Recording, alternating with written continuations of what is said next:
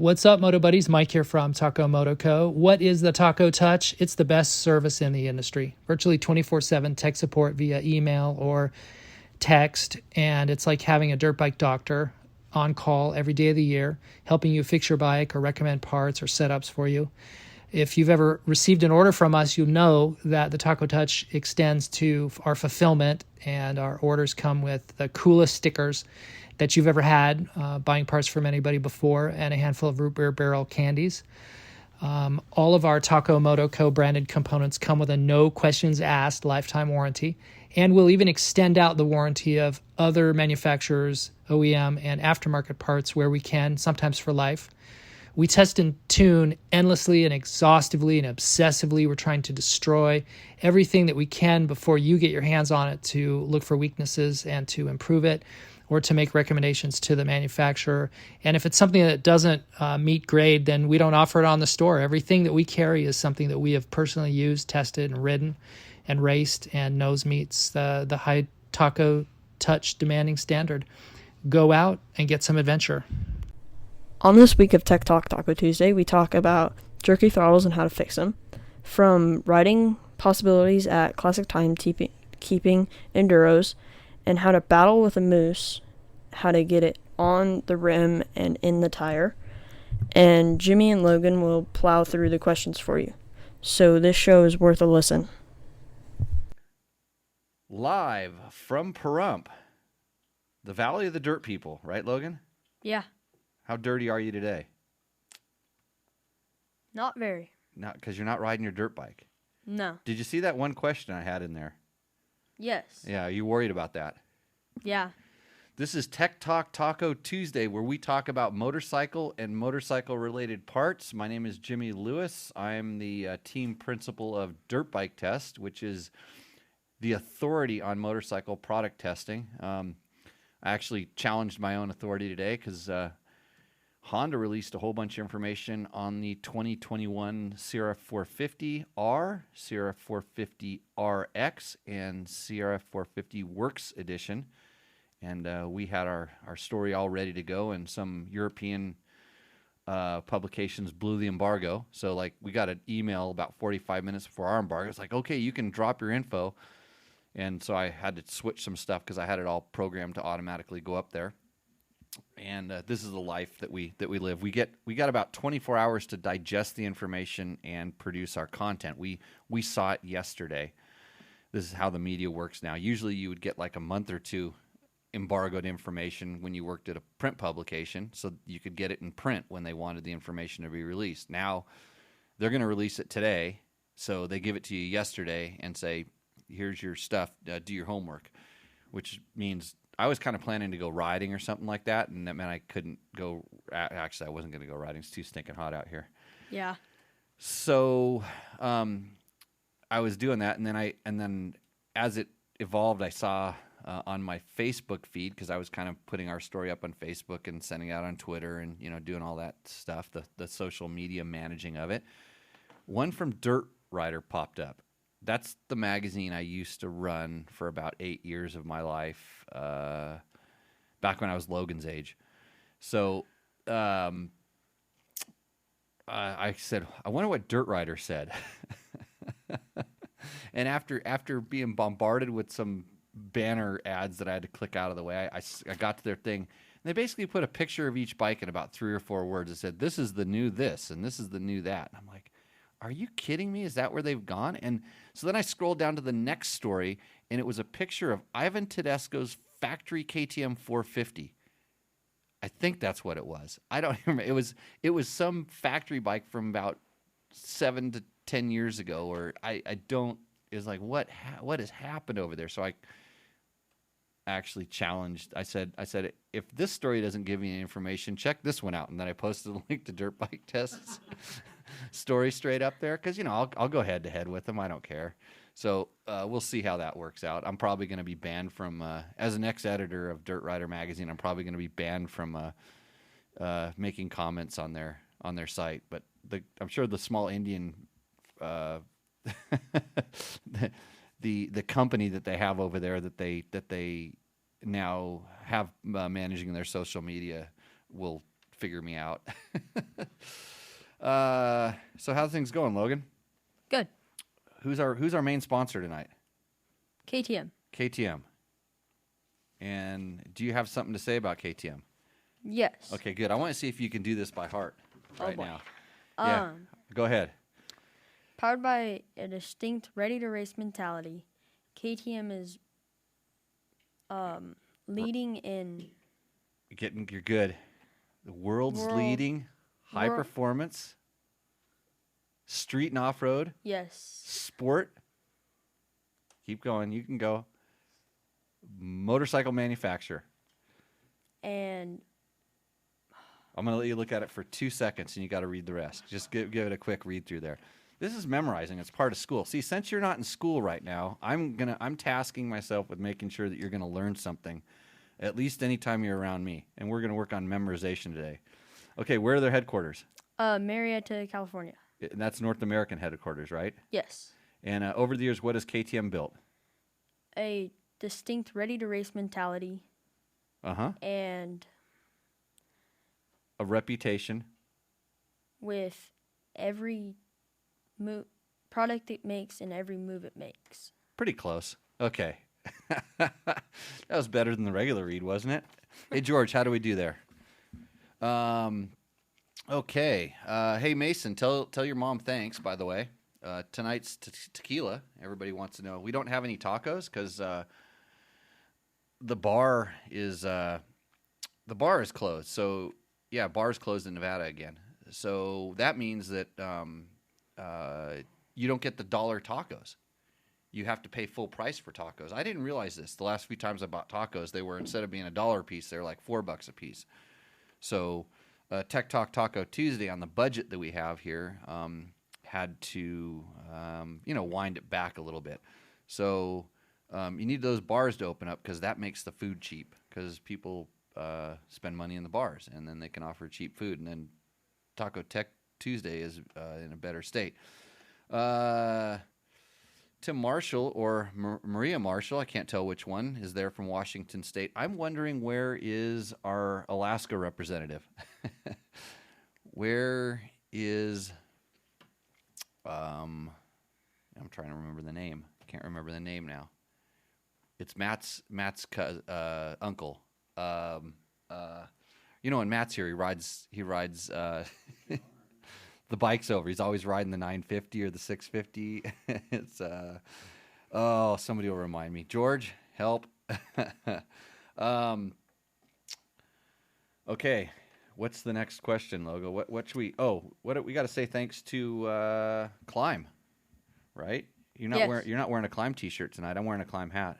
Yeah. I didn't wear any Climb gear today. It's strange, isn't it? Yes. Yeah. Climb makes good dirt bike gear, and I've been fully lacking on getting the winner chosen for the Climb Show Us Your Junk contest. It's on me. I've just been busy working on other things like financing this whole operation. So, Bob, you should probably put your mask back on. Do we need to do a temperature check on you? Yeah. We have the peanut gallery in here. It's gonna help us when we say things wrong, like Chris Reel's name improperly. And what should we do? Go straight to the chat room, pull the questions off there, huh, Logan? Yeah. Okay, Chris Smith got the first one in. What's the deal with the 2021 Honda CR450 based on the 2020 only being $8,600? That's cheaper than the 2020 model. Where are these were these leftovers in the factory? Well, that's a good question. I heard that they specifically told me, and I'm just repeating what I was told, that they did another production run of the 2020. So it's not a 2021. It's actually the 2020, completely unchanged. There's a whole nother production run. Now maybe I'll dig in a little bit deeper and tell you what I might think, but it has nothing to do with what might actually be true. So in the United States, bike sales are great right now. Bikes are flying off the shelves. But I would suspect that there's a lot of places in the world that may not have that same thing. So maybe there is a whole nother production run. Maybe There's a whole bunch of bikes all over the world that can be sent over here where we can sell them. I don't know. But anyways, the reason they knocked the price down is they said they wanted it to be more affordable. And I think it would be about the same amount they would knock the price down if they were sitting on dealer showrooms floors, and it doesn't cost any more to make. They're just going to make more of them and sell them. So it's not it is just a re-release of the 2020 CR450, and that's the deal. So hopefully that answers the question. Kyle McCoy says, Jimmy Lewis, have you ever run 100 miles at once? If so, is it harder or easier than Dakar? That's a trick question, Kyle.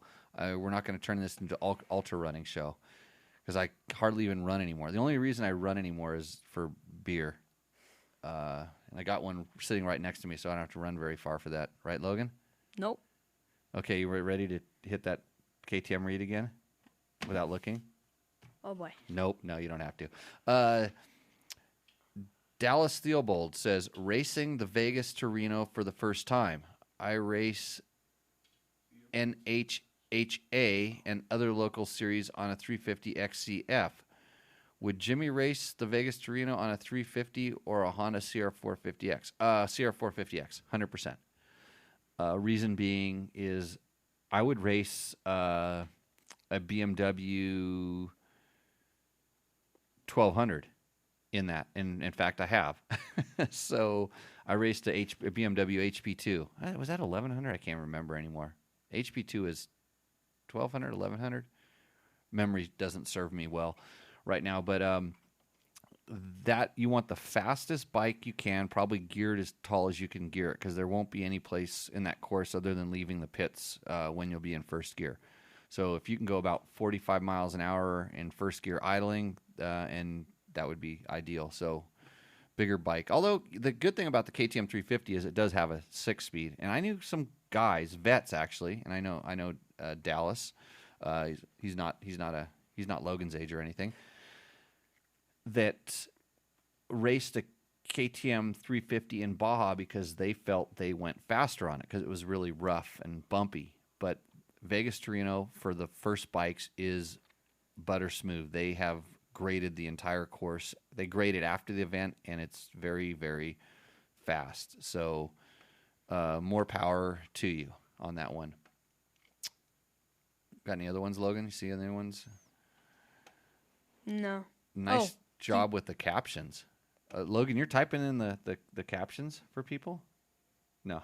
Because it automatically, I see every once in a while it pops up on my thing where the closed captions come up. And Yeah. I've been told by people who use that that it's really, really good. So let's see. Do you think trials riding is the best possible base training for any rider? Asked Kyle McCoy. Now we're on track here. Now we're asking some good questions. Yes. I don't think it's going to help you anything with speed or anything that has to do with speed, but it will help you with your bike technique, which has a lot to do with A, balance, and then B, traction. And traction revolves around throttle control and clutch control and brake control, all of which you have to do a lot on a trials bike. So it'll just tune up your senses. Hey, and speaking of trials bike, that Montesa that I have, Bob, the battery, the Osa. Oh yeah, Osa. It's all Spanish to me. I left the key on, and the battery went dead. Is that battery rechargeable?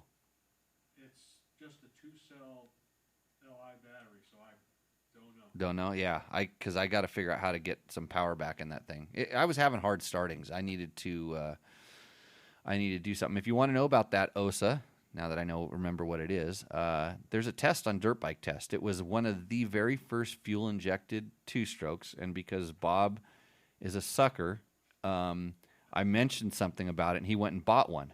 And speaking of suckers, I saw, actually it was on Dirt Bike Magazine's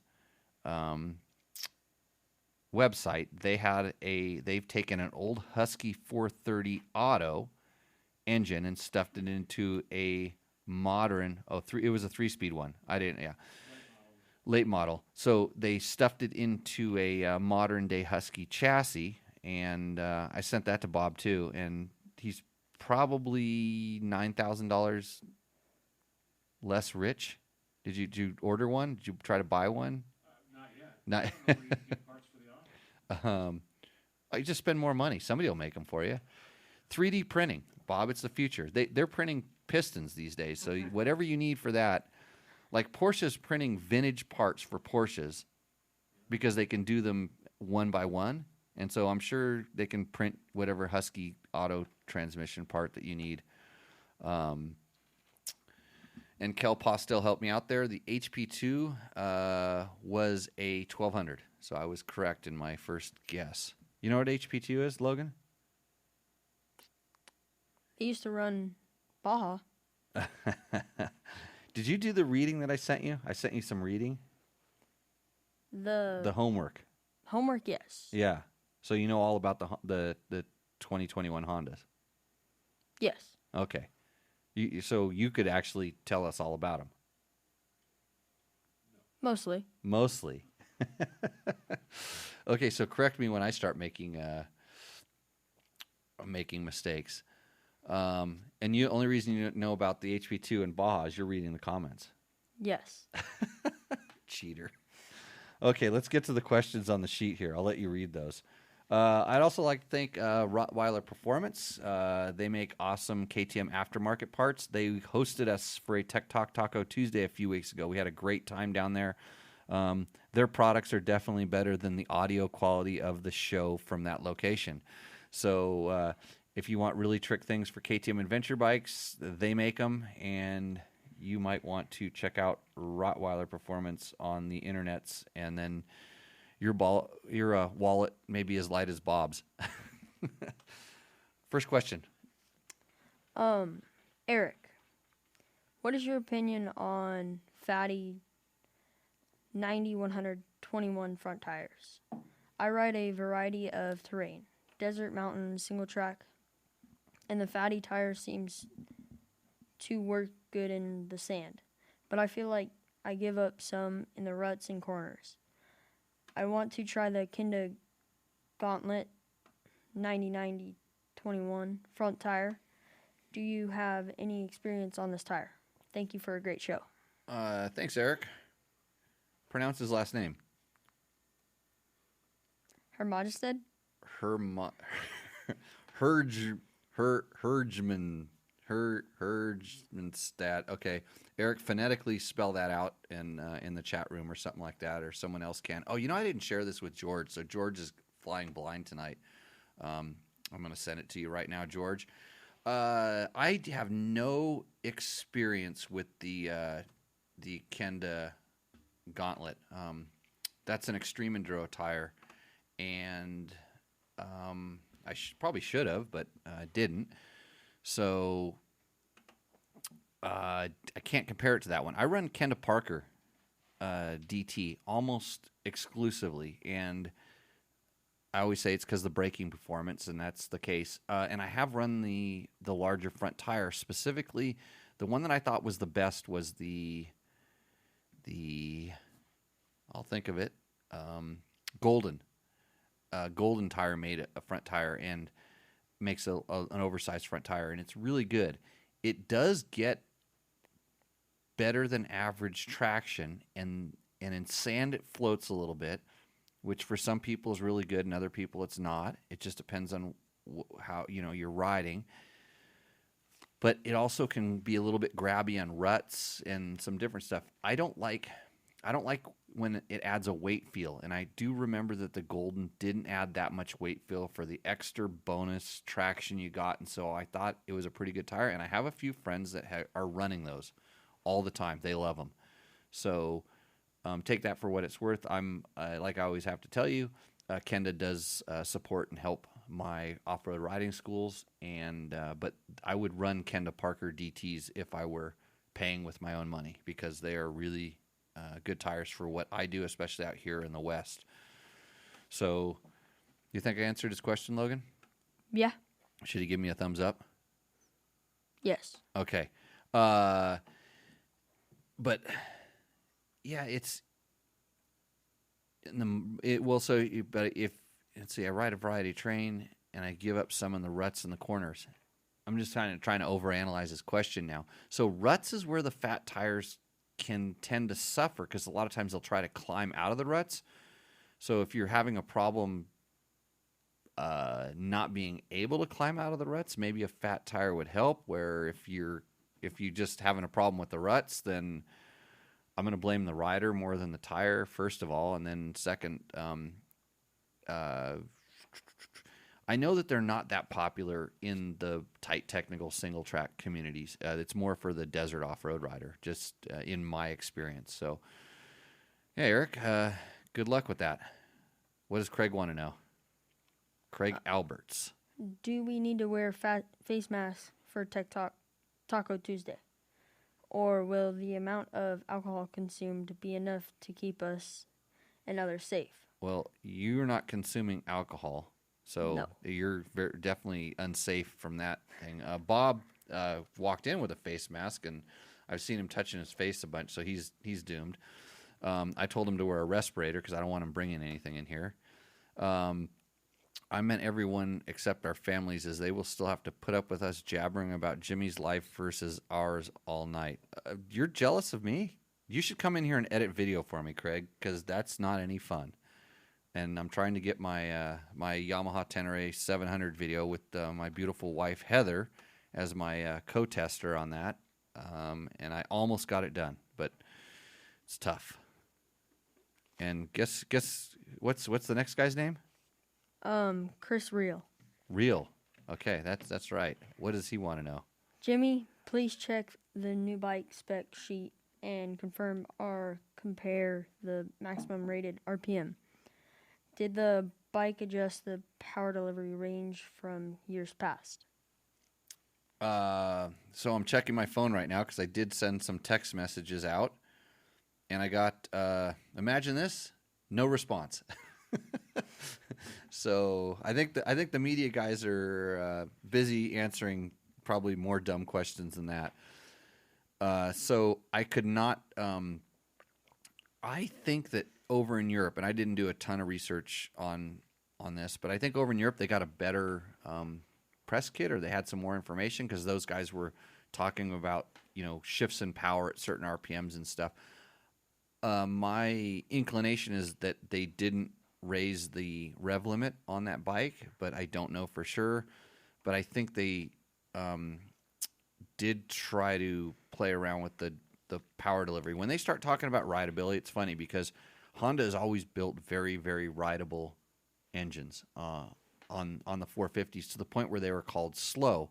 And over the past few years, because they were called slow, which they weren't, they just didn't feel fast, they started tuning the power up to feel faster and kind of give it more of a hit, which seemed to work in some aspects, but in others it didn't. In other words, it probably made the bike feel faster, but it didn't necessarily equate to lap times. And this bike is a bike that you're supposed to get good lap times on. So I think they're trying to fill in kind of the holes, maybe with more power to make it more drivable so that the numbers on the dyno look good, which is kind of a bad way to start chasing your tail. So, and I don't think that they need to increase the rev limit on a 450 because I don't know very many people that actually hit the rev limiter on a 450, especially in the proper gear, going the speed that they should be going. So that's just a personal take on that. So I'm not sure. I will try to get those answers for you, Chris, and we'll go after that. Then we have Victor. So after using the Africa Twin again this week and trying to work the left side thumb board, what are your opinions now? I'm going to need a few more weeks on that bike to teach my thumb where to go without having to think about it, because it's complicated. And I think, like I spoke about like last week on the show, is like a lot of times we don't get a ton of time on a particular bike. We maybe some bikes, and we'll never do a test on a bike in a single day. We'll do a riding impression. But when you're doing a riding impression, especially on a bike that has so many modes, it takes a little while to learn. And so I'm still learning. I know how that thing functions. I know what it does and how to do it. But now that there's 3 levels of wheelie control and 8 levels, actually 4 levels of wheelie control because you can turn it off, 8 levels of traction control, 7 and you can turn it off, and then different modes that you can activate those things in, I'm still playing around with. So I've been taking it out. I took it out a few nights this week and just went and played around, and it's a whole different bike when I can turn everything off. No wheelie control and no traction control. And here's the interesting thing about that bike. So when I really struggled with it the other night when I was riding back here, because I did not know how to turn off the wheelie control specifically and the traction control. There's a method to it, and I just didn't know how to click the buttons properly. I was riding the bike up a hill that was at an angle that pissed off the computer because it thought the bike was doing a wheelie. Everybody get me on this. So I was riding up a hill that, and when you're in wheelie control, I think 3 is the maximum. And this is where I always get confused. I think 3 is the maximum amount of wheelie control, and that's what it might have been in. And it just, the front wheel does not have to be that high off the ground before it says, hey, you're doing a wheelie. I'm going to do something to make it so the wheelie doesn't happen. I was trying to ride up a hill, and it didn't like it, so it wouldn't give me the power I needed to go up the hill. Bob raised his hand. See how he did that, Logan? That's like almost like you're in school. Pitch angle? Yes. Yeah, pitch angle and lean angle. That's what these computers and these bikes do these days. Like lean angle ABS. Oh, I did some development on one of these systems. It's amazing. Like you can on some of the adventure bikes with the lean angle ABS, you can come in and you can just stab your front brake out of balance, not in a straight line.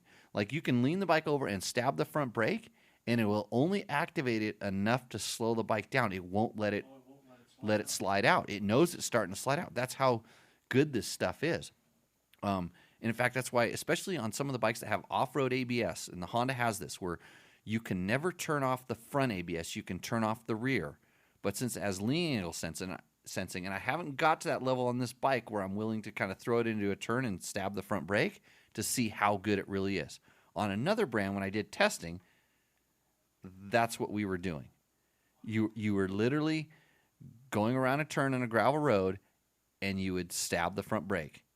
And this is in development time, where sometimes it didn't work.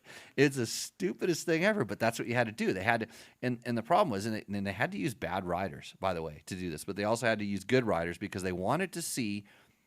So we do it both with the system on and the system off, and there was data acquisition on the bike.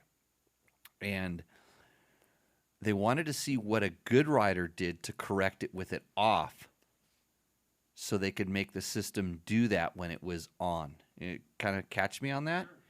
So you had to go do some stupid stuff and maybe not kind of crash, but the reason they'd have a good rider do it with it on is to see how you would react when the system started working. You literally got in fights with this thing. I mean, it was weird. That's why I don't like it, and I like it because I know they're trying to make it better. But everybody reacts a little bit different, and then they have to look at all the parameters and figure out, okay, how do we make this thing autopilot? You know what I like about that Africa Twin is has cruise control on it, and I can take my hands off the handlebars when I'm riding down the highway, and just cruise. No, I'm not for texting. It shows you how out of balance you really are because the bike starts turning. And you think, oh, I'm totally balanced. I'm going straight. And you take your hands off the bars, and you don't realize how much that handlebar input is affecting what's going on. So I remember BMW used to have cruise control, or they still do. They had cruise control on some of their parallel twin boxers. It would always pull to the right. You'd have to ride down the road leaning to the left to keep it going straight. So you learn something new on Tech Talk Taco Tuesday every Tuesday, don't you, Logan? Yes. So you're going on a little vacation, right? Yeah. So how's kid life going? Good. Good. So you've got all your medical insurance paid up. You've made the house payment. Car insurance is paid. Everything's good like that. Think so. You think so? Just checking, because that's the stuff that you don't have to think about yet. Not yet. Yep. Just checking. It's because if I didn't have to do that, I'd be watering Jimmy's flat track like at about 2:00 on every Tuesday, so we could go rip some laps before we do this show. Because then nothing would work when we'd roll in here, and then I'd have an excuse, right? Yeah. Because I've been sitting over there working on that computer, and I should have been, actually I did. I got everything ready this time. We're going to go to our YouTube questions now. So if you wonder how you can get your questions answered on the show, of course, you can do it live in our chat room on Facebook. That's with the video. You click on the video and ask some questions there. We usually go to those first. If you watch this show on YouTube, which you may be watching it on YouTube right now, it's like, hey, just go down below and there's places to ask questions. You can leave comments. You can tell me how awesome I am. And, of course, those are the comments that I cut and paste. Bob calls it the Jimmy Lewis Show now. You notice I put my own logo up there, right? Yeah. See, you're not paying attention, Bob. You fell asleep in the show once. Yeah. Well, that was the one time we caught you. So you can put your comments down there. We go over those, pull them out, answer them. A lot of times we'll even go back and answer them on that post, or we'll say, hey, watch the next show. When you're listening to us on a podcast, I think the best thing for you to do then is to, yell at whatever device is streaming your podcast. Say, Jimmy, answer my motorcycle question. And then Alexa or something. And then somehow I'm pretty sure that these devices are smart enough where it'll send me that question. I don't know how you're going to do it if you're listening to it on a podcast. Watch the show live, answer it there, and get our numbers up. Hey, and if you're enjoying this information, please share this stuff with your friends, because the T-shirt sales aren't going too well, and we're running low on some supplies, and that's not going to keep the doors open around here. We're going to need to get some more sponsors, and when we tell sponsors all of our numbers, they go, well, that's really not a lot of people. So more people would be better. Does that sound good to you, Logan? Yes. Okay. What's the first YouTube question? Ryder S. Oregon. I don't like the wide ratio transmission. The mountain dirt roads around here a dangerous to ride fast. Okay. So he had a second question, I believe, as well. But Yes. so you're blaming the wide ratio transmission for the speed you're going on a mountain road.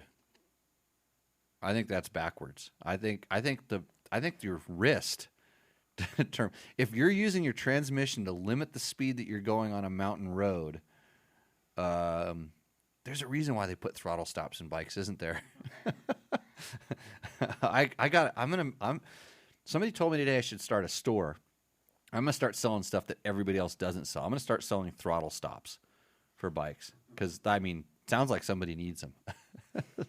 So you basically do not, if you don't want to ride fast on a mountain road, I would just turn the throttle less, but you can suffer when you have the opportunity to go fast.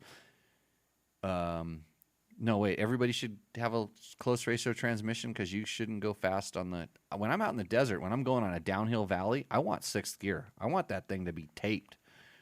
Like, I want at least it to feel sort of like I'm on a Husaberg 570. Have I ever told you about my Husaberg, Logan? Do you know how fast that thing is? Like, and it has a 6-speed transmission in it. And there's no limit. Like, it's really rare you get to see the top of that. And if there were mountain roads, like, he should be careful that I'm not coming the other way. Because my 6-speed transmission make me go too fast. So, okay, what's his next question? I off-road my KX250 on technical mountain trails. My trail rides are typically 40 miles after I'm tired, so I don't need a bigger tank. Not far from 60 years old. If I was going to ride desert or race, I would be just buy a bigger tank. In the desert, I would want a bigger motor anyway. So he's responding to our comments and stuff on the KX450 XC and KX250 posts from last week, XC. So, how do you get tired you're 60. You're supposed to get tired when you're 60? Well, yeah. Yeah? Okay. I don't know. I'm not there yet. I'm still learning. I'm not going to get tired when I'm riding. I think it'd just be another ad for my damn riding school that we're shut down. But in October, you can come and visit us, and I can tell you how not to get tired on a motorcycle. It's not rocket science either.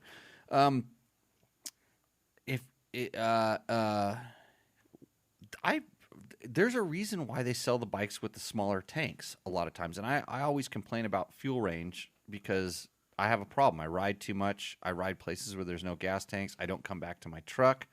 So I guess I'm on the other side of the spectrum, and I try not to let that bleed into the opinion too heavy, but it always seems to, because the worst thing ever is when I have to carry gas or run out of gas. I have a gas bag that it's like every time I go riding a stock bike, I have to carry a gallon of gas with me in order to get back, because we do 50 and 60 mile loops, and luckily it's mostly downhill on the way back. And when we realize we're in deep, poo-poo, we can idle and cruise back, at least to a gas station in this area. So, yeah, and I think that on the Kawasaki specifically, unlike the Honda 450 RX, the new 2021 CR 450 RX that has a bigger gas tank, and it has different suspension valving, and it has different ECU, Kawasaki is just kind of dabbling into this market. They're changing shock springs and not doing a ton of stuff. They're just trying to offer another offering with to make it kind of an XC. So hopefully that bike works out for you. I'm sorry I complained. Why do you want a bigger motor? Oh, you want a bigger motor than your KX250. That's going to make you more tired. Yeah. So Ryder S. Oregon. You think that's his real name? No. No? Yeah, I guess the same. We have some... Oh, wait. Kelly Fort says, I'm sold. I had an 08 KTM XCW and loved it. This one, he's talking about the KTM 300, sounds a million times better. So since he's sold, Logan, and he's sold because of my video, that means I sold a KTM. Yes. So it's smart for KTM to help Dirt Bike Test and Tech Talk Taco Tuesday. Yes. Because they do what? Remarkable global success. Yes. Yeah, you got to remember these key words. High performance street and off-road motorcycle manufacturer. Reflected in every product it develops and every move it makes. You know what KTM tagline I used in my Yamaha video today? Ready to race. You have to watch the video. It might be up tonight. I don't know. I got to do some stuff for another thing I'm working on. Okay, we have some KTM 390 questions. You know what I got, Logan? Did I tell you this? Somebody sent me an ECU and a air filter. Maybe it's airbox cover for this bike for more power up. Kuber USA, Coober USA has a power. They had it already. I have a power up kit for this bike, so I have it. It's in the garage. When are you going to mount it on the bike? Probably before I leave. Okay, so tomorrow. At what time? Because I'm holding you to this. It's. I'll tell you what it is. It's one plug and 6 or 8 bolts, and you're on your way to KTM horsepower heaven. Yes. Okay, well, we'll check. That's what we're going to do. We're going to test it. Okay, first question. Say his name. Manoj.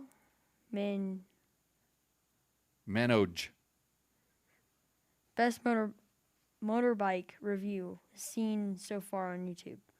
Yeah. How's that? So Yeah. I never just load up the comments, all the positive ones.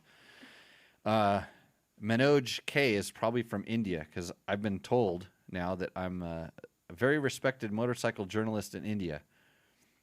Although those guys don't know how to run a website, as indicated by Dirt Bike Test. No, not Dirt Bike Test. Dirt Rider. It's all dirt to me. Yeah, Dirt Rider. The guys that are running that, you got to go talk to them. What does the next guy say? And say his name. Mr. or Mrs. Rahman. Huh? I don't even have that one. What? It's right below. Isn't Shinur Raman? Yeah. Oh, it's Mr. or Mrs.? Yes.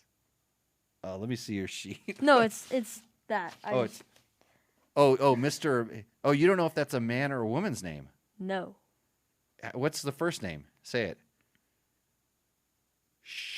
Shahaman. Shah Inu Or Newer Ramen. Like, it's almost like top ramen, but same thing. Whatever. Okay, go ahead. change the front 15 tooth to 14 tooth from Duke 250. Gives a good low range torque. So I can see that. I can see that happening. I can see that helping on that bike, dropping from a 15 to a 14. Because the transmission is a little bit gappy, but not too bad. But you know what you're getting tomorrow with that thing? More power. Right, and then you don't need that sprocket change. No. We hope. I don't know. We'll find out. We'll test it. We'll let you know. Bearded Rancher. This is the best review I've seen. This bike is for sure needed spoked wheels. I'd be past if I spent near to $8,000 on a bike and the wheel bent the first time I took it out. They need to address that and offer it an optional for the same price. Well, thanks for the compliment, Bearded Rancher. And I don't think he'd be passed. I think he'd be pissed. But he spelled it that way, so it's not your fault, Logan. Hey, everybody, we've had other people try to read the questions, and I don't think anybody's done any better than you. Not that I can do any better than you either. It's not that easy, no?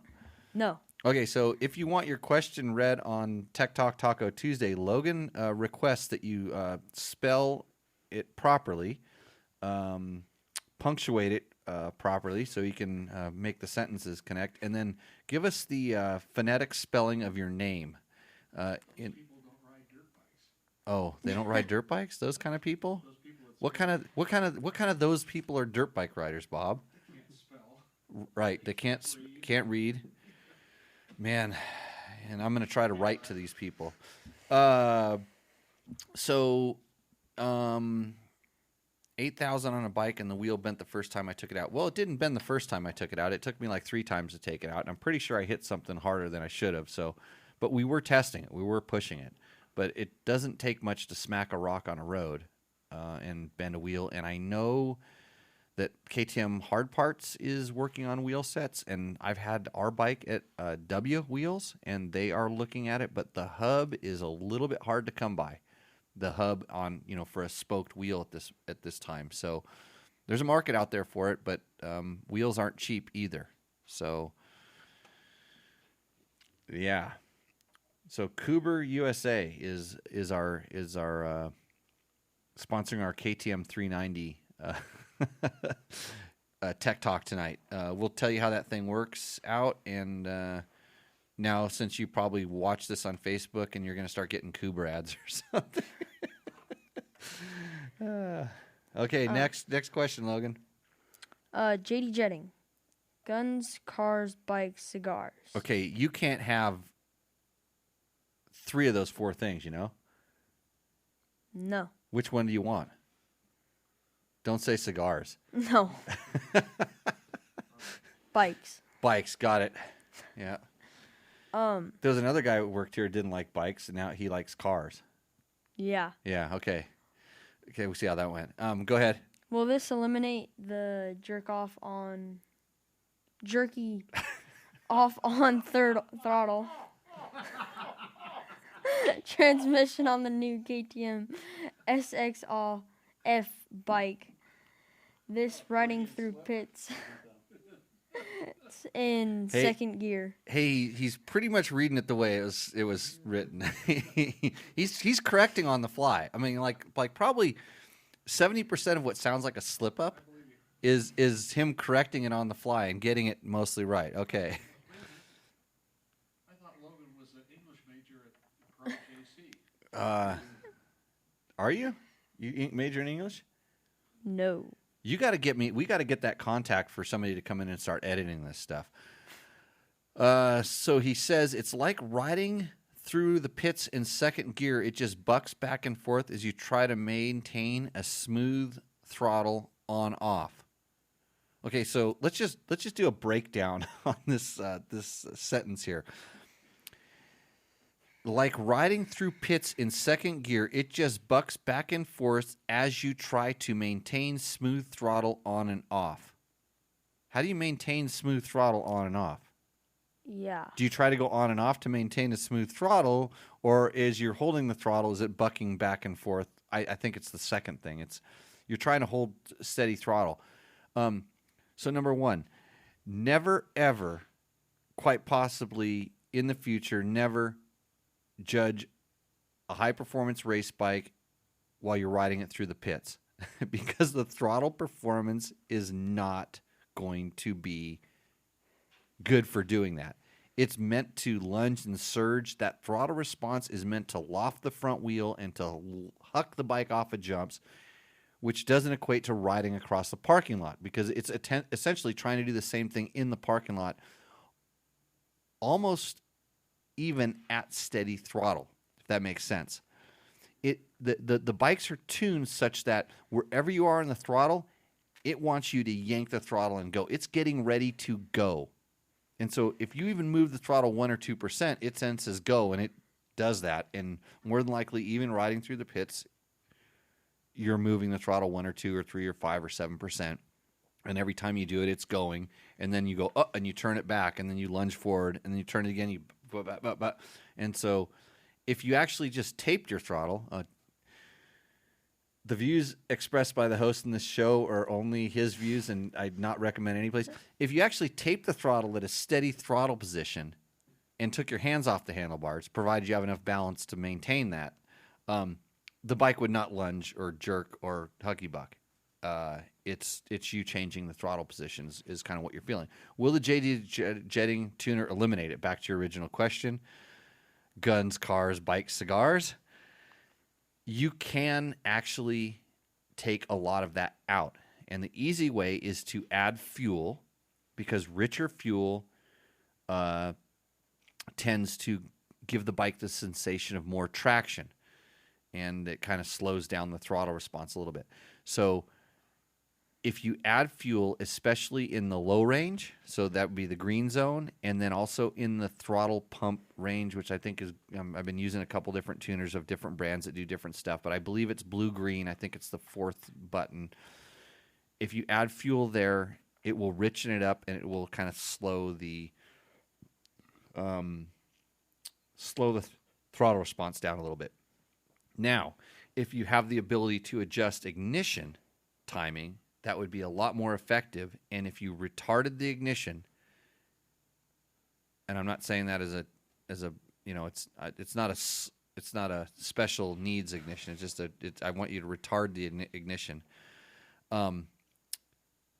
It will decrease the throttle response as well. But on the JD tuner, you have no control over ignition. Like for instance, and if you notice that on the KTM, the SXF has, didn't tell me what year, but sometimes there's a more aggressive ignition and a least aggressive ignition. Sometimes whatever position is the lesser ignition advance would also help that situation a little bit, but you shouldn't be judging that bike in the parking lot. If it's doing that on the track,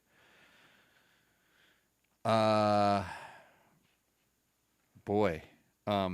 tuner will help, but I would be willing to bet that you might actually be better off on the XCF because it's tamed down a little bit. So maybe an XCF black box could really help you out, and or put a quieter muffler on the bike. Like get an FMFQ and put it on the bike, and especially if you have a JD tuner, because then you can really tune the bike down, and that way the throttle response isn't so gnarly, as we put it. It's just more effective. So you'll actually turn the throttle a little bit farther, and you'll get the drive you want. It won't start jerking you around back and forth on the bike. Logan, I think I need to go back to the chat room to see what question. Have I missed a lot of questions? You've been busy reading all the questions. Wow, there's a lot of questions tonight.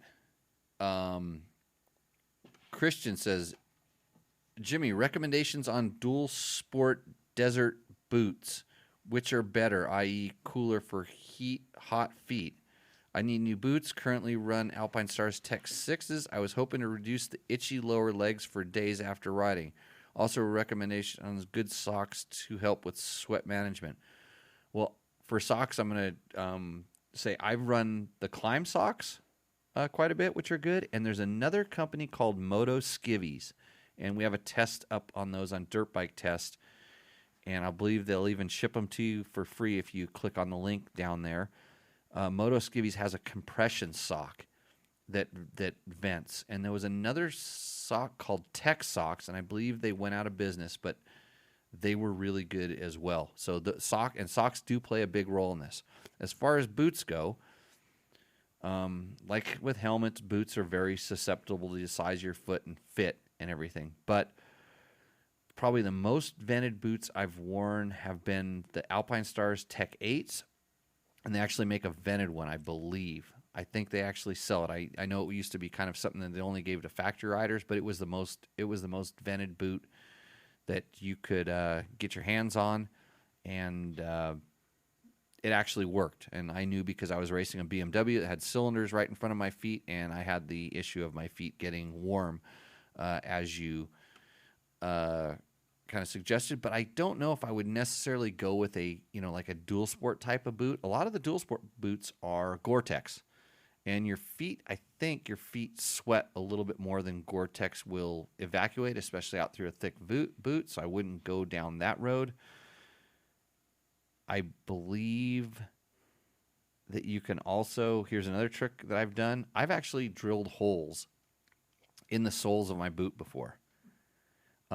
In certain spots where spots that are not pressure spots, that actually added some venting, and it didn't seem like it affected the structure of the boot because my feet really sweated that much, and it did help, but I don't know if you want to do that. But it also could not wear those boots when I was riding where I was doing stream crossings or stuff like that, and your feet do get pretty dirty inside of them, which actually might be a problem as well. The Tech 7, I think, is a cooler boot also. The Tech 6 is a price point boot, isn't it? It's a lower price boot. Tech 7 might be a little bit better, but I bet you're going to see the biggest improvement just from socks, getting a good quality sock. So you see where we're at, Logan, on there? Cody's our next question. You're good to that. I'll get this one. Cody Sadler asks, what would it take to get District 37 desert racing back to what it was when you were racing desert and long before? Love what you guys are doing. Hope this question hasn't been asked before. No, it actually hasn't. So number one, the biggest struggle for District 37 desert racing is land closures. The areas that you guys are racing in are substantially smaller than the areas I was able to race in when I was younger.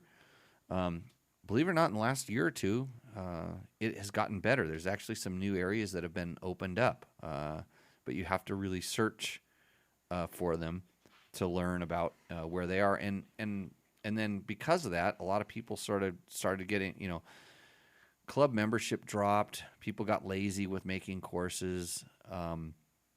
areas got smaller. And then at the same time, some of this Grand Prix style racing started taking off. Some of the closed course started taking off, and that took away a lot of the racers and a lot of the clubs and stuff like that. So clubs that used to have a really good presence in hare and hounds and enduros, all of a sudden were more focused, especially because they could take their kids there, and it was a way easier event to kind of corral your kids at. Right, Logan? Yes. How did you start racing? Moran and then Grand Prix. Grand Prix. So it's kind of desert races at the beginning, yeah? Yeah. Yeah. Grand Prix are easier for Dad, yeah? Yeah. Because you can both race. Yeah. Mm-hmm. But anyways, so that was the kind of what happened, and I don't know if it can ever come back to that level because you just don't have the space to make fun, interesting courses. I mean, it can still be done, but like anything, and especially if you've ever been a race promoter, which I have, you can go out and bust your ass and build the best race course possible for whatever you're designing it for. I was designing it for stupid people that want to ride extreme enduros, and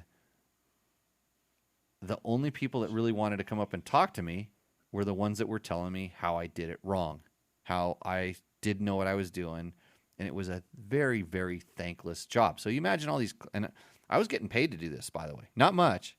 Actually, not nearly as much as the bikes I destroyed making those courses, but it was some money. I was getting paid. District 37 clubs are volunteers.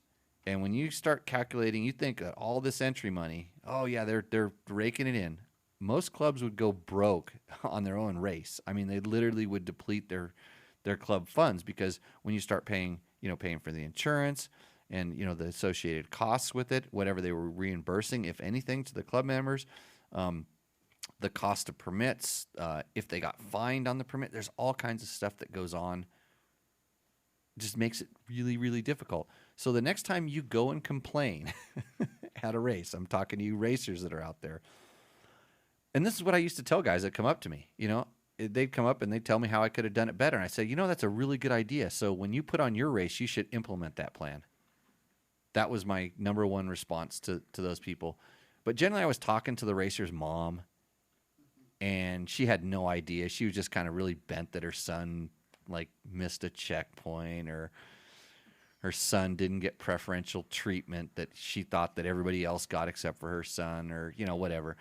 And it was just like talking to a wall. So hey, enjoy being a race promoter. I don't know if it's ever going to come back like it was, but if it does, good on them. I still have an open offer for any District 37 club that would like me to put on the third loop of their hare and hound in Lucerne Valley.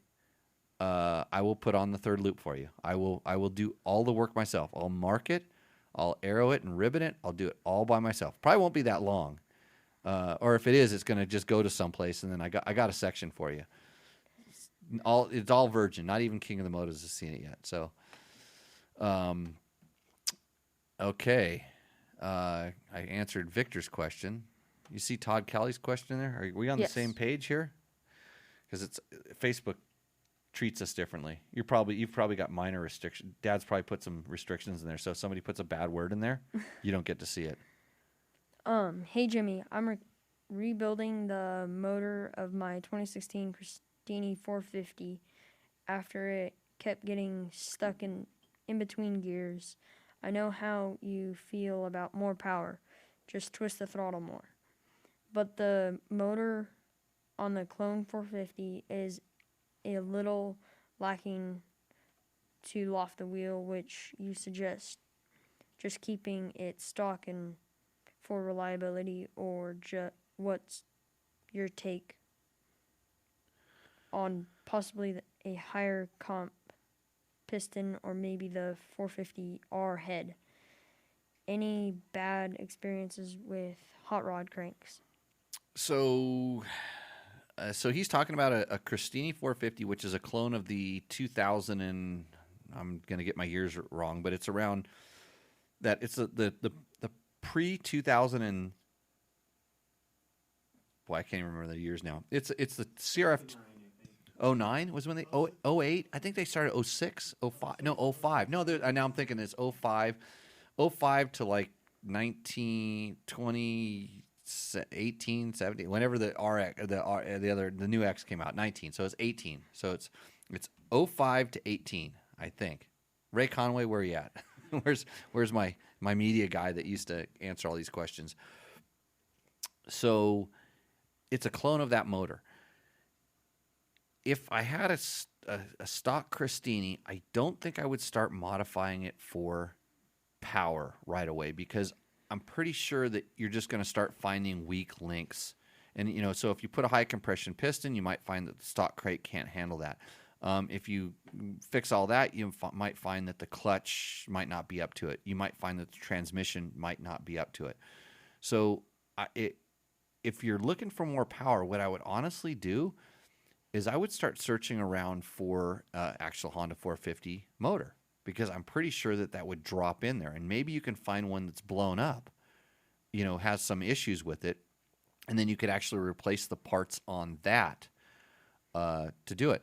Although I haven't tried to hop up a Christini 450. I have one. I haven't tried to hop it up yet because I'm still trying to get it to just run better with the fuel injection, the new one's fuel injected, to try to get it to just be tuned better, because I don't think that it's lacking power for that type of riding, for the type of riding I would do with that bike. Because I could always turn the throttle farther, like you said. So, I have had no bad experiences with hot rod cranks.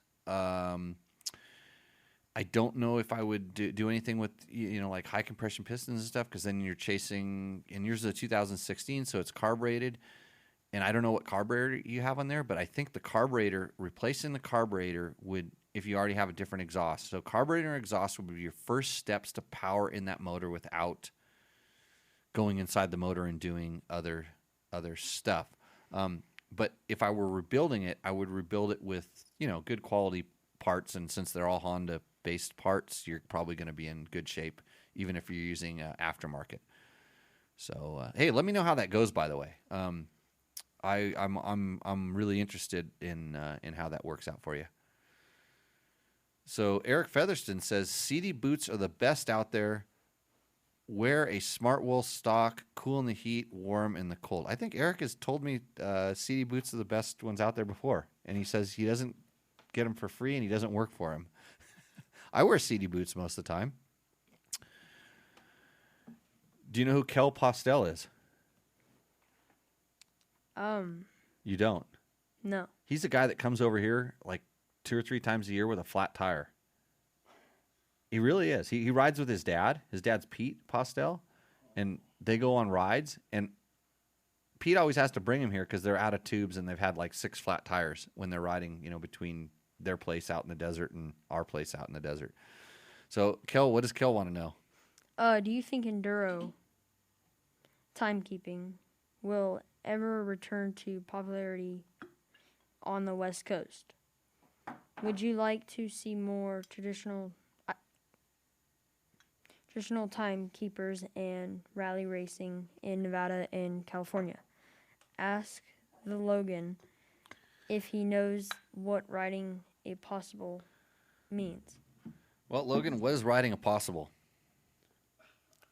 Riding as much as possible? Mm-hmm. See, Kel, he knows. He absolutely has it. And to answer your question, I don't see timekeeping coming back or getting popular just because it's extra equipment. And you kids, not Logan, of course, because he knows what riding possibles is.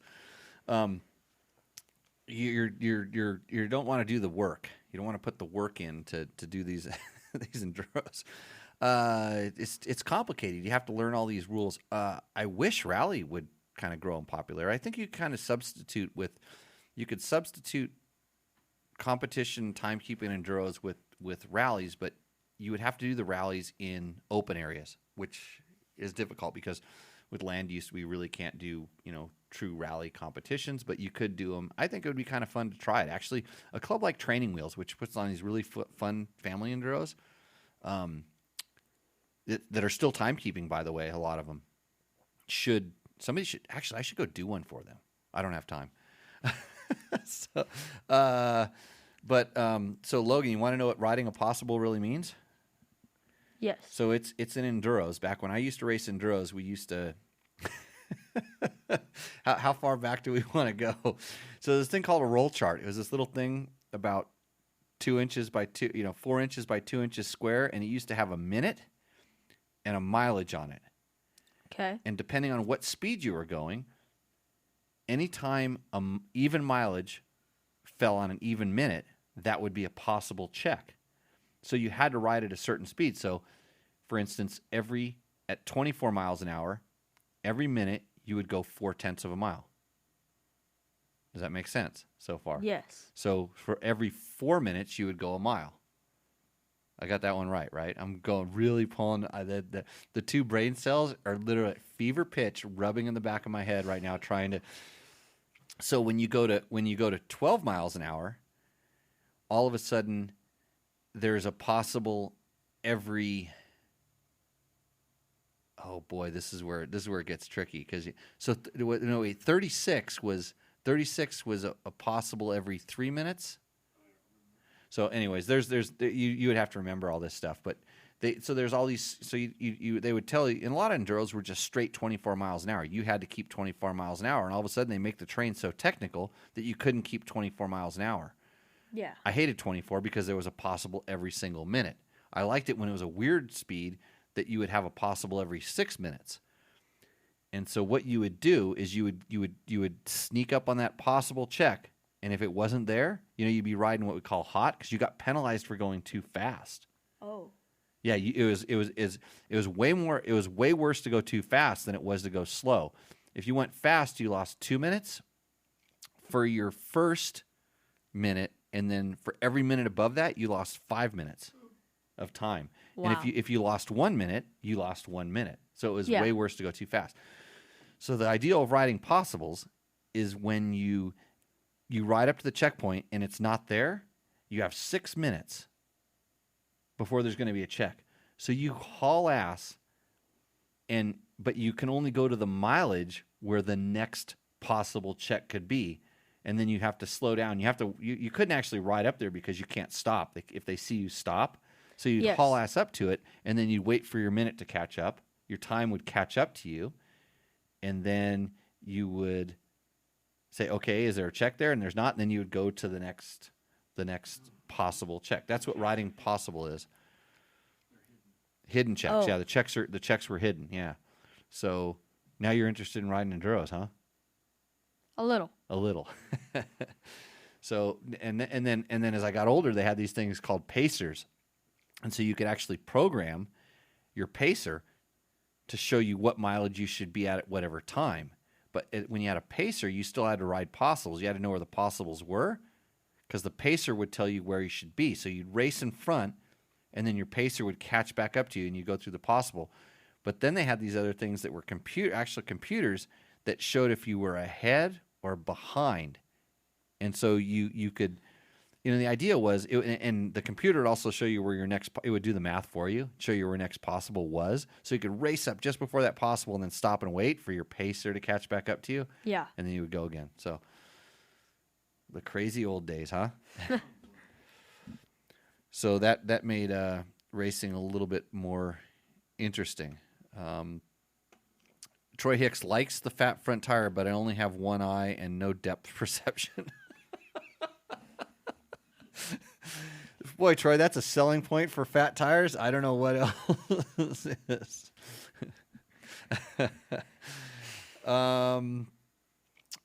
So Eric Featherston asks, you got that one?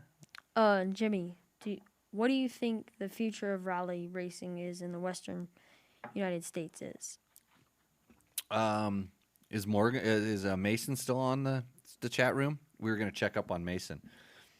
So Mason Klein is a young kid who I'm working with on some rally navigation training, and I saw him pop into the chat room, and we're gonna see. You got to check to see if he gets in there. I'll keep track of the other stuff. But Eric, the future is kids like Mason. Honestly, it's kids that have taken an interest in it, and with Ricky Brabeck winning the Dakar this year, for sure it spiked up some attention here in the United States. I don't know that we'll ever be able to do it here in this country just because of land use issues. Most of the rally races that are on this continent are down in Baja or in mainland Mexico, and it's just difficult with all the regulations and things like that. So I think it might get kind of popular. It definitely can be done on for fun with your friends. And we kind of have a unique little group of guys that we go out and we make rallies for each other and we practice on them. And because it's like we were just talking about that enduro racing. It's just a different way to enjoy your motorcycle. And the best thing I can say about it is when you're doing rally, you can ride stuff that you've ridden before or maybe stuff that's kind of boring, and it becomes fun because you're distracted with having to navigate where you're going and do what you're doing, do what your roadbook tells you to do. But I think it'll be a little bit. It's always going to be a little bit nichey, but especially if maybe some more of the car teams kind of get involved and try to go over and do it. But those guys are car life. These guys they think they can just spend money and magically do good at it, and they don't realize that it takes tons of practice and dedication and training. You can't just go and mash the pedal and yell at your navigator because he doesn't know what he's doing, because it's a team inside the car.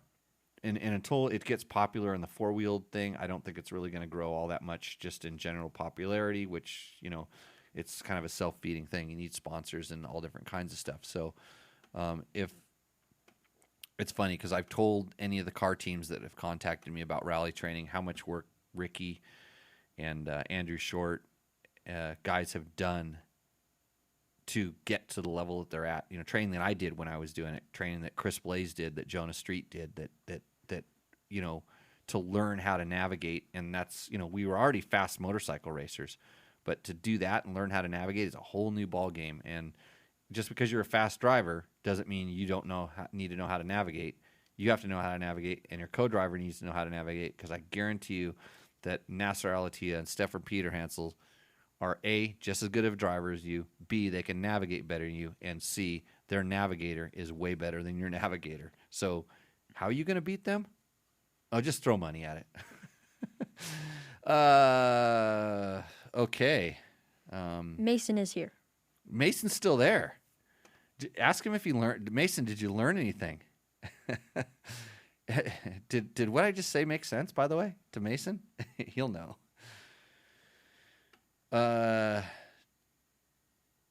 Dimitri wants me to answer his dumb dirt bike question. Do you know what that one is?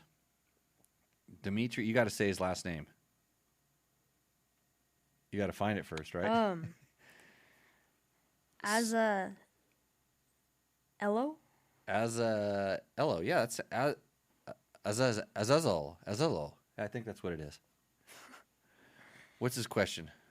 Hey, Jimmy, please answer my dumb dirt bike question. Old versus new. Outside of pro racing, how much better the latest dirt bikes really are versus, say, 10 to 15 years ago? I've seen the good old CRF 450X with a carb use to good effect as recently as 2 years ago in some high-level desert racing, and that's a design from 2005. See, 2005. Can you talk about what you think for an amateur weekend warrior newer bikes really offer versus old school stuff? Well, newer is generally better. I mean, they're just more refined. They're not as worn out and stuff like that. But if you were to take, in my opinion, if you were to take a bike built in the 2000s, I think except for top level racing, we're talking like, advanced intermediate up, a rider could outride a rider the riding ability would overshadow any advantages you would get from buying a newer bike. In other words, you don't need the latest, greatest stuff. Would it help you? Maybe a little bit. I find that every 4 years in a model, except for ones like the Honda that has been around for 14 or 15 years or whatever it is, there's a significant jump in performance. Like if you had a 2000 and I'll use this as an example, a 2008 KTM, and then you got on a 2012. Actually, I should shift it a year. 2009, 2012, because I'm talking about something I know specifically. There is a huge jump in that bike because they made a big model change. It was one of those ones that had a big change. But every 4 years or so, roughly, you'll see some sort of change that's perceived as better. And it may not be better the first year that bike comes out because it's a change and it's different and it's not what you're used to. So if you're used to that 2009 and you hop on a 2013, you're going to go, oh, I don't know if I liked it. It feels a little bit unstable. The power is this. That it's not the same as what you were used to. But 2 years farther down the line, everything is switched to that level of whatever the direction. It's kind of more like the direction is going. But I still have some 2004 and 5 motorcycles that I could take out and race, and they would do just fine. They wouldn't hold me back that much. So to answer your question, especially the Honda 450X, there are a lot of riders still to this day that like that bike better than the new one. They like the old carbureted 450X. There's certain traits, stability, instability that it has. There's certain handling characteristics that it has. I'm not one of them. I like the newer one better, but there's other guys that just say, I cannot ride my new bike as fast as I was able to ride that old bike. So, Dimitri, I think it's not a dumb question. It's a really good question. But I think a lot of it has to do with, if you're comfortable on a bike and it's good,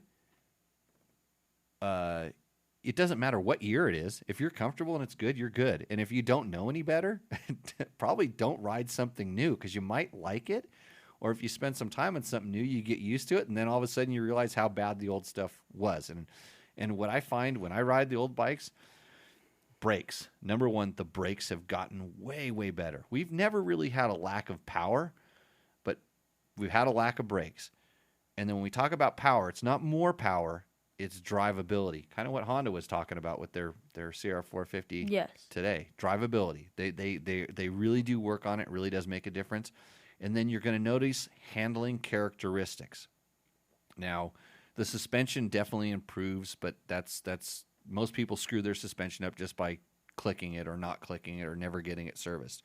But suspension improves, but it's brakes, power delivery, and then handling characteristics have changed. Not to say that it's better or worse, it's changed. That's the difference between new and old, I think. I like fuel injection. Okay.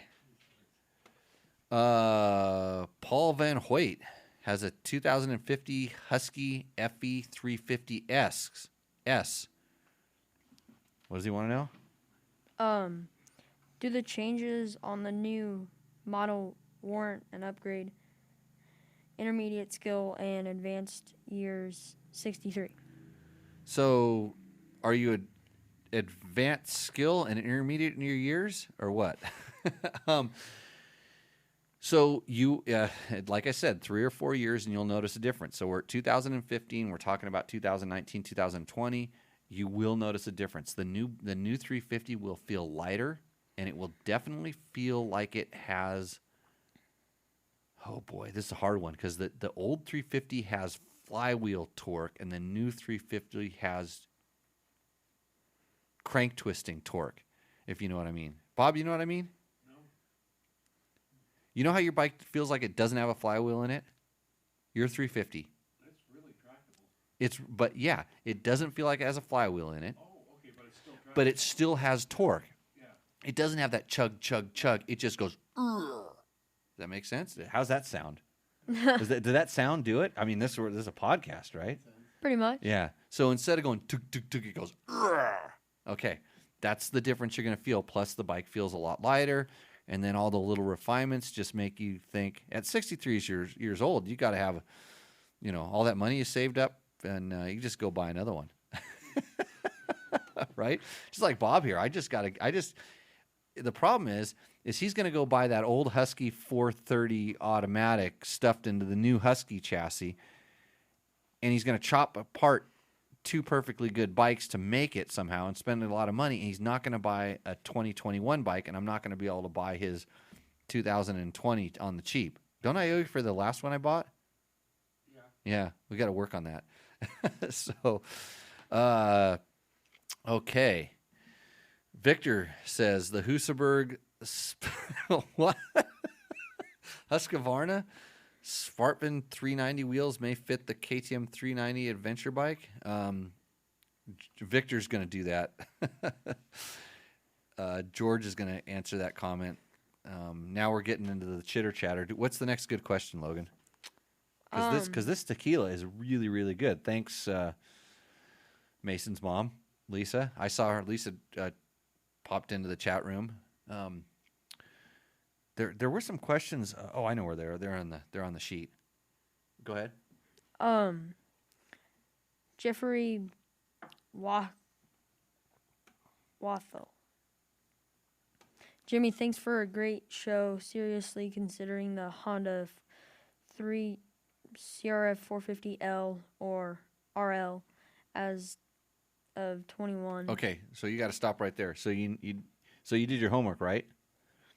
Yes. The CRF 450 RL has 2 major changes this year. I need that game show host ding ding ding ding song. 2 major changes this year. What are they? 2 Not exhaust. The clutch. No. The CRF 450 RL. Yes, not the clutch, but clutch, but not exhaust. No, there are very little changes to no changes of the bike except for 2. No, 2 changes. Like, no, you're not. You guys zip it over there in the peanut gallery. I gave you homework. Okay. Yes. You're gonna get. You're right now. You're skirting on D. You're skirting on D. And that's not to mention that there is a letter. There's a big important letter in this change. R. Right. So it's called a CRF 450 RL as opposed to it. That's you just read that in the question there. Yeah. So what's the other big change to that and the CRF 450X? The X? Yeah, they both have the same big change besides the bold new graphics, which I never count as a change.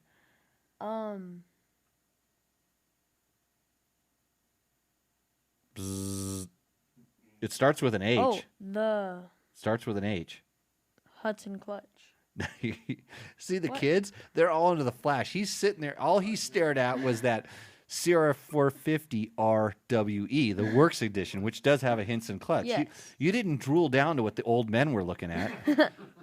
Sorry, Jeffrey Wagyu, who's now considering the CRF 450 RL. Handguards, Logan. Handguards. Yeah. Handguards. I wrote a whole sentence about that in the thing I sent you. So okay, go ahead. California. As always, I'm in California. So a factory plated bike is important. Most of my riding is in the desert. I know this bike needs a few things to wake it up, but what are your thoughts on the suspension? Because it's so similar to the 450X, I'm assuming it should work well. How would you compare it to the KTM and Husky with the Explore suspension? Between the last name is pronounced Waftal. Yeah, see? He did that for us. Waftal. Yes. Jeffrey Waftal. I never would have got that. Hey, sorry for calling you old there. I'm old too. So your question number 1 is RL or X, and in all honesty, since you're riding on the street, you pretty much need to go with the RL because you need that license plate. The engine changes, like basically the big change that we found was mostly in the muffler between the two bikes, because when we put the X muffler on the R and we just swapped it straight away just to try it, it really woke the bike up, and it seemed like it ran mostly like the X. Now, because it's that engine, which has a ton of aftermarket available to it, and you could always go to jcrhonda.com and JCR Speed Shop, because those guys know everything about that kind of stuff, and they could get you tuned out to whatever power you would like. And I will tell you that last week I was out riding a rally, and I was riding one of Johnny's bikes, Johnny's personal bike, actually, and it was a Sierra 450X, not the L, but X, and it was 100% completely stock. And I was racing against Ricky Brabeck. You ever heard of that guy? Yeah. I was smoking him. like leaving him in my dust because I started in front of him. And he couldn't get by me because he waited like 20 minutes to take off after I left. And then finally, when he caught up to me, because I was lost, which happens on rallies, not because of my superior navigating skill, I never was at a loss for power on that bike. And so even a stock 450X to the muffler was good, and knowing that you can just swap the mufflers out and it's good. I don't think you're going to be hurting for power on that. How would I compare it to the KTM and Husky with the Explorer suspension? The Honda, I would say, has a little bit more aggressive stance. So in the desert, like the way the suspension is set up, if I were going to say I want to take a Husky or a KTM out, or I want a Honda out, and I'm going to try to go fast in the desert, I would probably lean towards the Honda in that aspect. I think the suspension, the KTM is a little more set up for more slower, tighter technical stuff. I think the Honda is really good, and the X and the L, to me, seem to be pretty similar. A little bit of the weight on the L, the RL now, helps it be a little bit plusher, which is kind of a good thing. But once the suspension breaks in, I think you're going to be happy. And yeah, they're all those are great bikes. You're not going to go wrong with any of them. But I'm glad that you gave us your name, Waftal.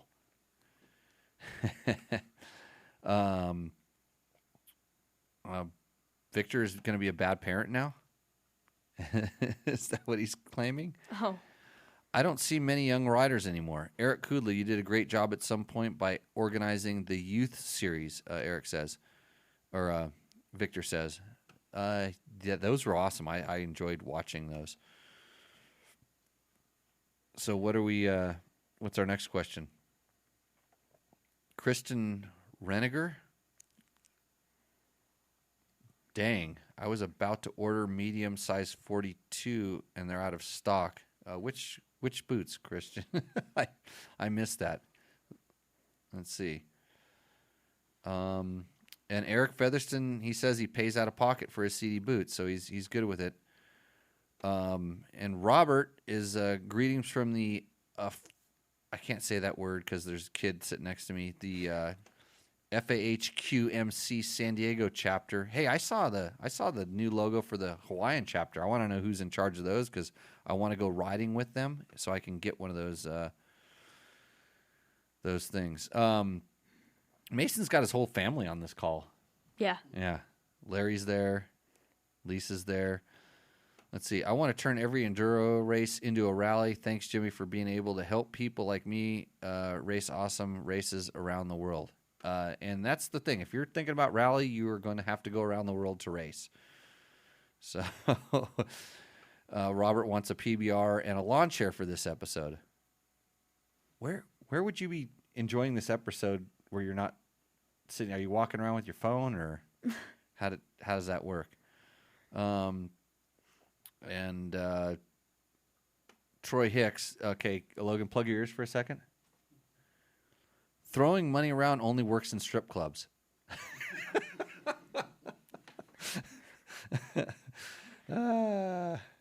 Yeah, and then Mason Klein comes in. He says he only needs $40,000 to go to his next rally. Well, Mason, it sounds like you're going to have to work in a strip club because that's where the money's flying. Hope his mom didn't hear that. Let's see.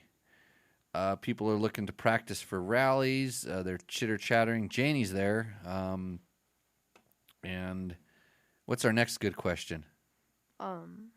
Oh, here. So Mason is actually replying to Victor, and this is good. As a past youth racer, I believe it wasn't that the parents weren't bringing us the thing that the oval track sucked at the end.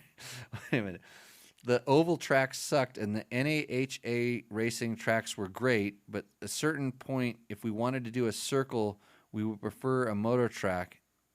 And now that District 37 desert races are either sprint enduros or a loop race, it's lame and boring and not what it used to be. And when my dad used to race before me. So somehow he's saying that the tracks, the courses for the youth races went downhill. So that's his answer. We have more questions on this. I know we cut it short. Okay, hit the next one on that. We're going back to the there. We're right here? Yeah, right there. Okay, yeah, on the nitro. Oh.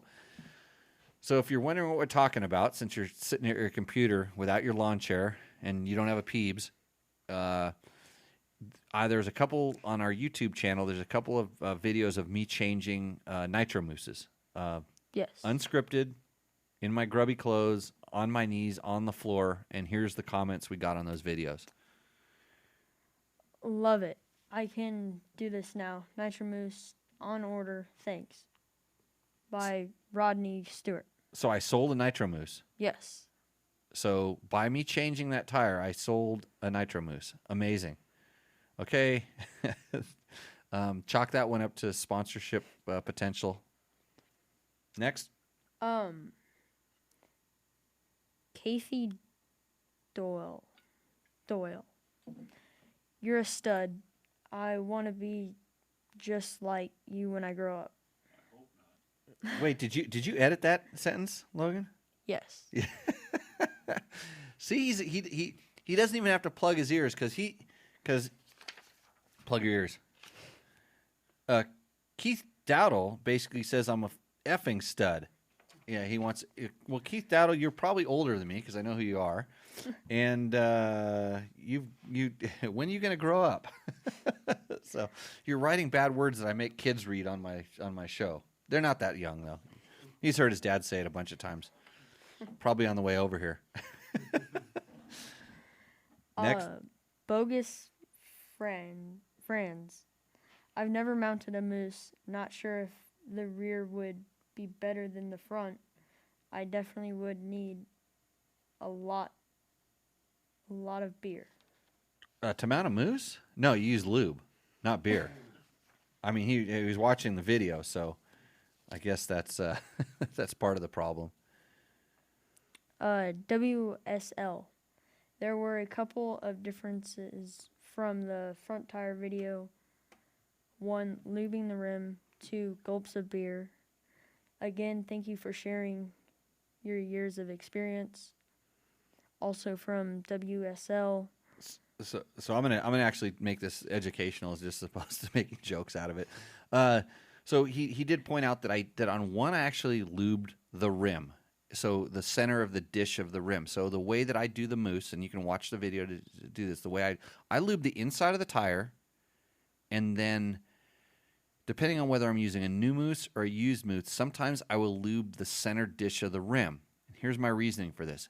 I know a lot of people lube the mousse, and when you lube up the mousse and you shove it into the tire, and generally it's a tight fit, it wipes all of the lube off of the mousse, and then it ends up all over the place, not where it needs to be. So I put the lube inside the tire, and I'm very specific about how I do this. You can watch it in the video because I just do it live, and I drink a beer or two.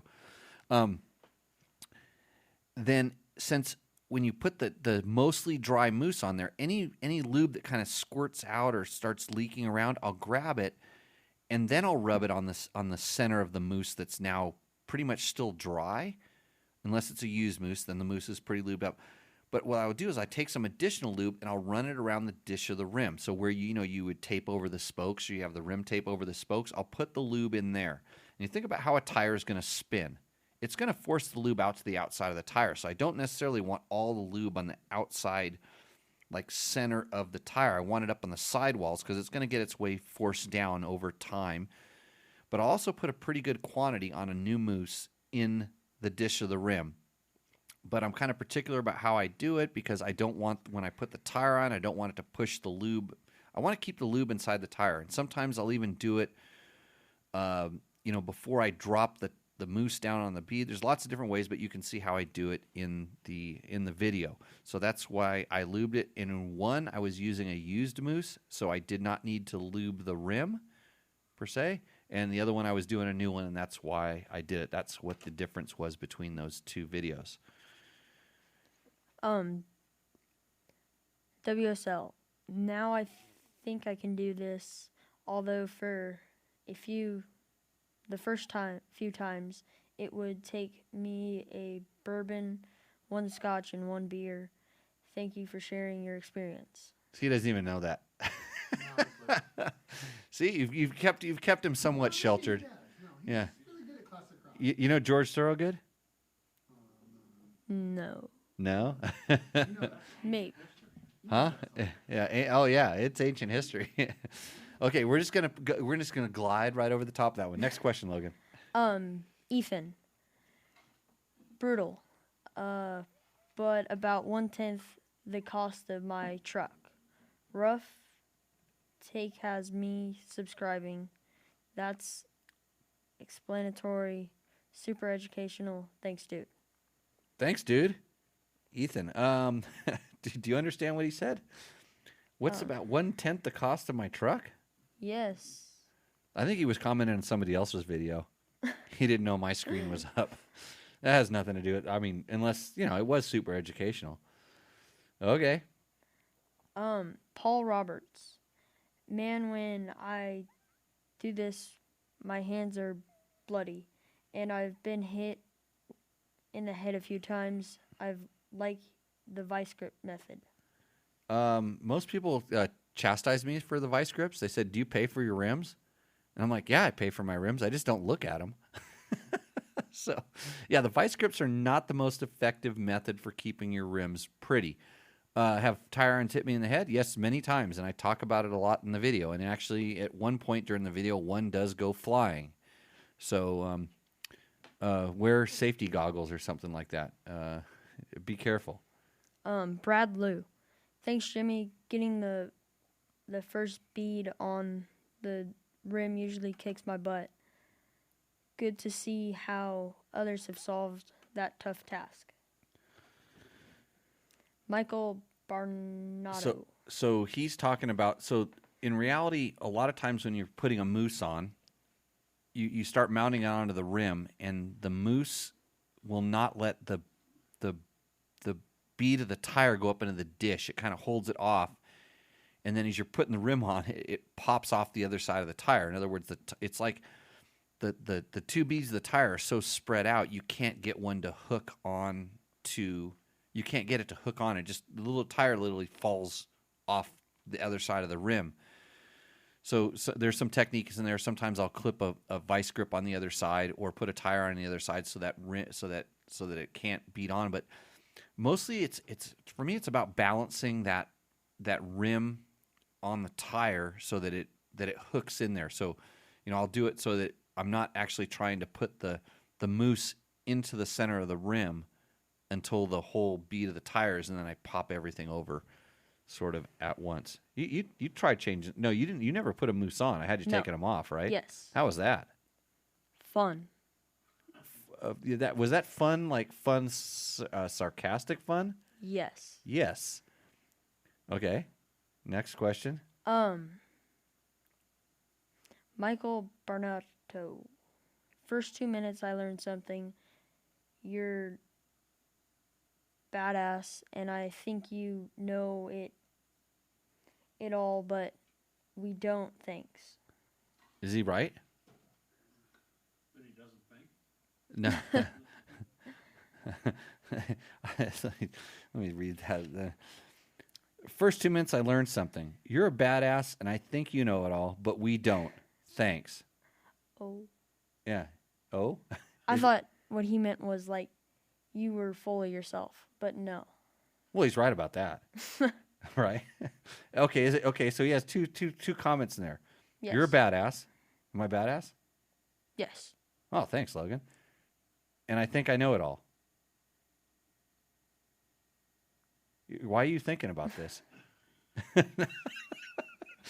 Isn't it? I kind of know some things about some stuff. Yes. Yeah, and I'm pretty. That's why I talk. Actually, people are like, you just talk to hear yourself, and like, no, I actually don't even listen to these. So I'm not like, that's why I have the earphones on, so I can't hear myself. But no, I'm trying to share this information. A lot of times it's funny because every once in a while somebody's doing something or and I should just walk away, but I see them doing it wrong, or I see something wrong with their bike, and I'll walk up and I say something. And I'm not trying to be an ass, trying to be a badass. I want to walk up and I want to help them. And the reason I'm saying it is to be a little bit helpful. I have experience.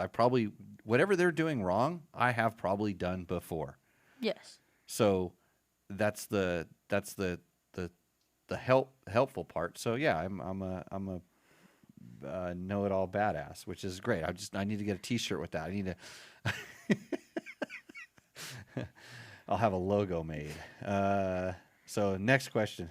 Doug Derby, where is your stand? Did I have you using the stand when you were doing the tire change?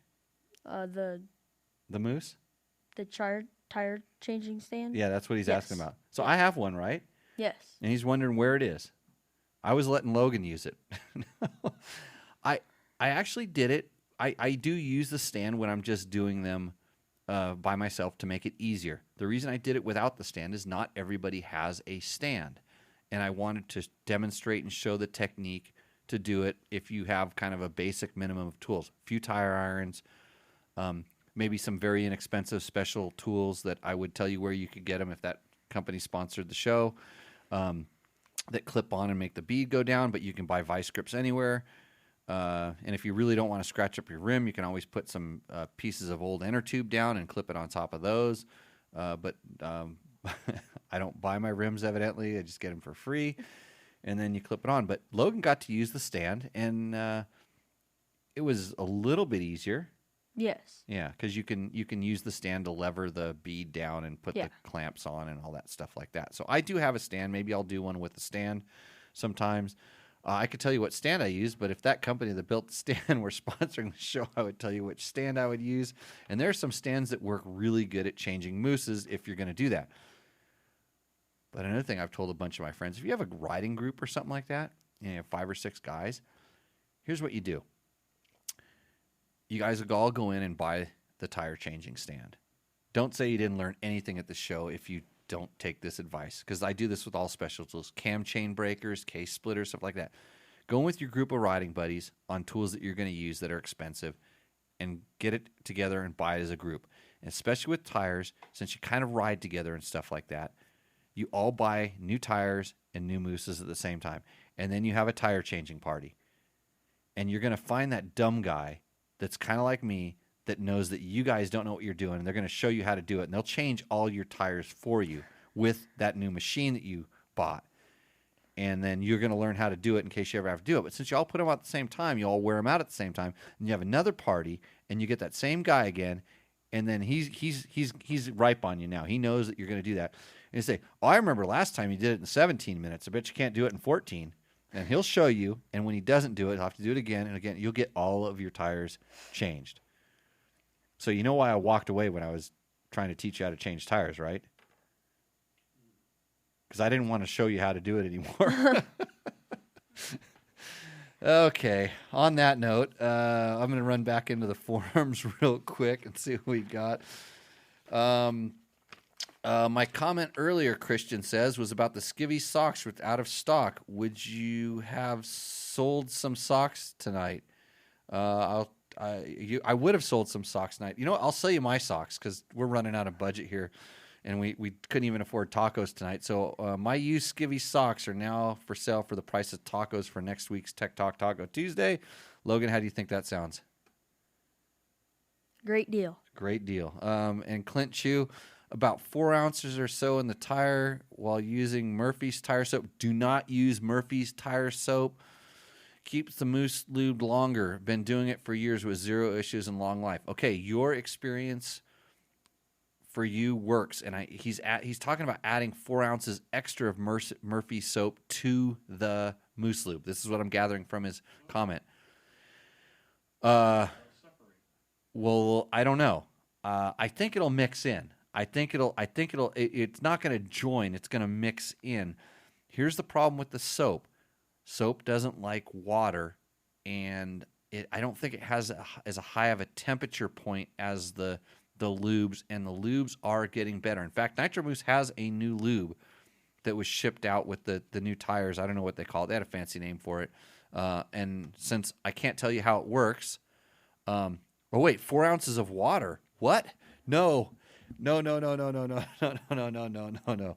Clint. No water in Murphy soap, because you're actually diluting the soap down and making it might spread out easier, but when that water evaporates, it's going to take some of the soap stuff out with it, and you're in for a world of bad times, unless your experience proves me wrong.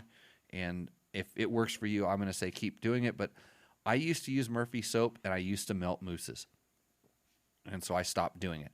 I had better luck with Vaseline, but I also melted mousses, so I stopped using it. I started using the mousse specific stuff, generally the one recommended by the manufacturer, and I had much better success. Even though I don't know what those chemicals are, they could be Murphy soap, or they could be Vaseline for all I know. I would think they're more like KY jelly, but I didn't have any of that laying around to test it. Okay, I should have said plug your ears, Logan.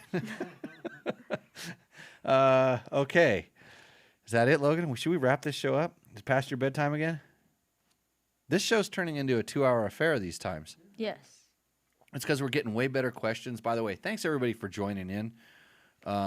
Thanks for sharing. We do have a lot of big plans for Dirt Bike Test. I've been busting my ass kind of sending out some ad proposals to some different people. We have a couple of really good ideas, stuff that to make this thing a little bit easier for all of us to do, which means have people be able to afford to produce content for us, because it's been a few of us in our spare time.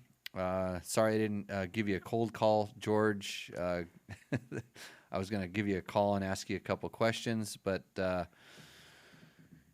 anything else? What are you going to wrap up the show with, Logan? Are you bummed there's not a new CRF 150R? No. You're wondering where Honda's 125 two-stroke was? Where are you at with all that? And Victor says if we had Class A Azul, we'd keep it going. No, we wouldn't. I'd still shut it down anyways. So with that, I'd like to say thanks again to everybody. Logan, you're doing better. We got to practice on the homework though. Yes. So this needs to be memorized next time. So you get to read it right now. So where do we get KTM from? In Europe or America? Well, they come from Europe. They come from Austria, Mattighofen. So you start reading, and I'm going to interrupt. You just keep going. Powered by a distinct ready-to-race mentality, KTM is the world's leading high-performance street and off-road motorcycle manufacturer. Based in Mattighofen, Austria. With North America headquarters based in Marietta, California. Over the years, KTM has built a reputation as a fierce competitor on racetracks around the world, and the brand's remarkable global success is reflected in every product it develops and every move it makes. Kind of like hiring a young Jimmy Lewis in 1989 to be a factory 125cc desert racer. And with that, folks, we're going to say cheers. We'll see you out on the trail.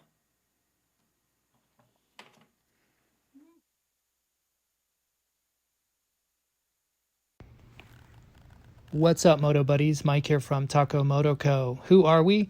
we make and sell the ultimate products to perfect out your Austrian dual sport motorcycle, a KTM EXC, EXCF, XCFW, Husqvarna FE, and FES.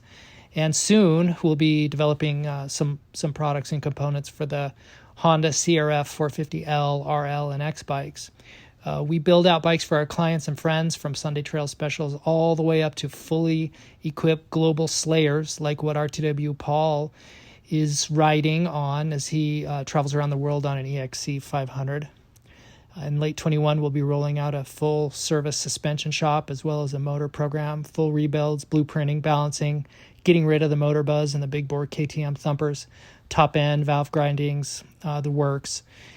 We want to extend, ultimately, what we're after is to extend your ride day and your endurance and your stamina and be able to keep you on the bike for more riding years. We've got a bunch of 70-year-old riders out there who, with our help, hopefully will be riding well into their 90s. Taco Moto Co. Find us out on all the socials. Go out and get some adventure.